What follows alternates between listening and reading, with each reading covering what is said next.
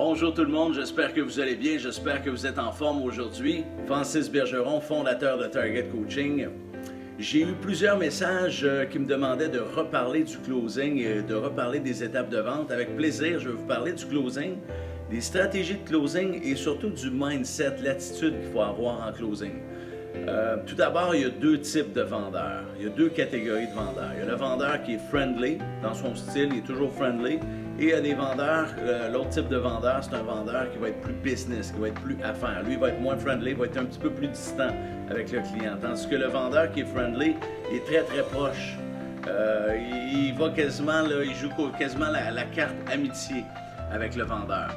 Alors, ces vendeurs-là qui sont friendly, quand ils arrivent en closing, ça devient plus difficile pour eux de closer parce qu'évidemment, ils sont pas trop gentils, ils sont trop amicaux et ils deviennent mal à l'aise, ce qui veut dire qu'ils sont beaucoup moins confiants quand cette étape-là arrive. Ils sont confiants dans les autres étapes parce qu'ils peuvent être friendly, ils peuvent être le fun, tandis que quand ils arrivent en closing, bien là, c'est le temps de vraiment finaliser cette vente-là et c'est là que ces types de vendeurs-là sont moins confiants. Le client ressent aussi ça, le vendeur est moins confiant.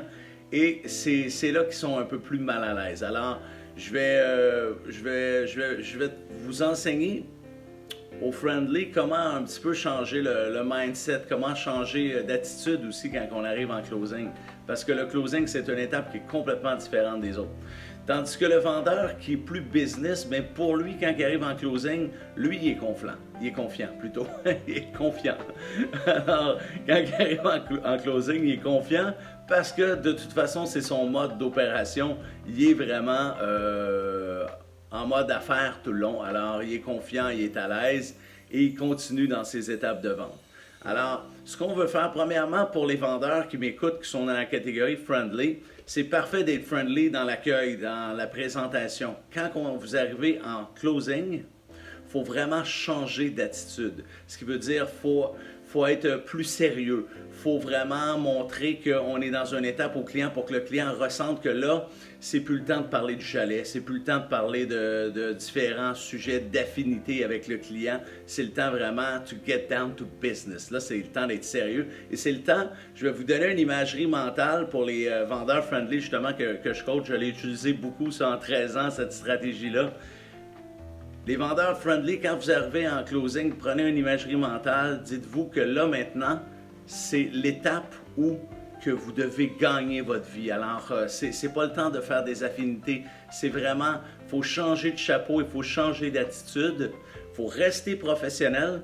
Par contre, il faut vraiment être, je vous dirais, mettez votre côté homme d'affaires et femme d'affaires, activez ce côté-là. Alors, quand vous êtes en closing, l'imagerie mentale, dites-vous, OK, là, il faut vraiment que je sois plus un homme d'affaires ou une femme d'affaires et il faut que je dégage ça. Alors ça va aider les vendeurs qui sont friendly, ça va vous aider juste de changer votre mindset et vous allez voir, ça va avoir un impact sur votre communication et sur le client qui est en avant de vous.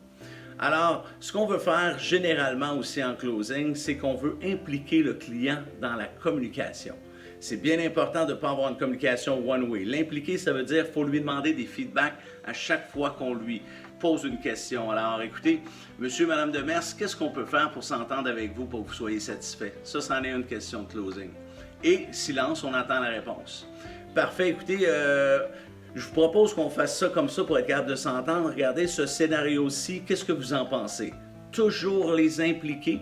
Plus qu'ils sont impliqués, plus que vous avancez dans les rouages du closing. Bon succès et gardez le focus.